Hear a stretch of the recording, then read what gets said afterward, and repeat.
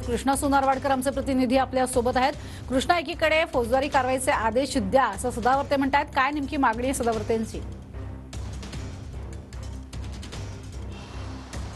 प्रज्ञा, आपण पाहतो की मनोज जरांगे पाटील यांनी 20 तारखेला मुंबईत येणार असल्याचं सांगितलेलं होतं आणि ते चालत मुंबईमध्ये येणार आहेत। मोठा मोर्चा होण्याची शक्यता आहे आणि मुंबईच्या आझाद मैदानामध्ये हे उपोषण जे आहे किंवा आंदोलन आहे ते सुरू राहण्याची शक्यता आहे आणि त्यामुळे या उपोषणाच्या विरोधामध्ये मनोज जरांगे पाटील आणि त्यांच्या मुंबई दौऱ्याच्या विरोधामध्ये सदावर्ते यांनी ही याचिका दाखल केलेली आहे। मुंबईच्या हायकोर्टामध्ये ही याचिका दाखल करण्यात आली आणि मनोज जरांगे पाटील हे सरकारला वेठीस धरण्याचा प्रयत्न करतात। शिवाय त्यांच्यावरती फौजदारी गुन्हे दाखल करून कारवाई करण्याची मागणी जी आहे ती हायकोर्टाकडे केलेली आहे।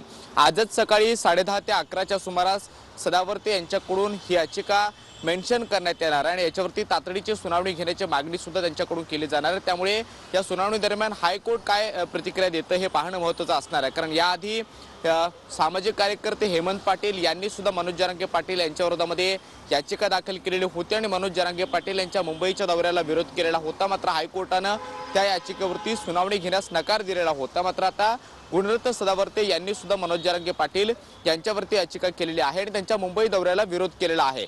मनोज जरांगे पाटील हे सरकारला अडचणीत आणण्यासाठी जाणून बुजून हे करतात आणि त्यामुळे त्यांच्यावरती फौजदारी कारवाई करण्याचे आदेश जे आहेत ते हायकोर्टाने द्यावेत अशी सुद्धा मागणी केली जाते। त्यामुळे या सुनावणीवेळी काय काय होतं हे देखील पाहणं महत्त्वाचं असणार आहे। याच्या आधी सुद्धा आपण पाहतो की जालन्यामध्ये ज्यावेळी मनोज जरांगे पाटील यांचं आंदोलन सुरू होतं किंवा जे काही मराठा आंदोलन चिघळलेलं होतं त्यावेळी सुद्धा सदावर्ते यांनी जरांगे पाटलांच्या विरोधामध्ये याचिका देखील केलेली होती आणि जे काही तोडफोड झाली किंवा जे काही नुकसान झालं या संदर्भात प्रत्येक अपडेट आम्ही तुमच्याकडनं घेणारच आहोत। तुर्तास धन्यवाद या संपूर्ण माहितीसाठी।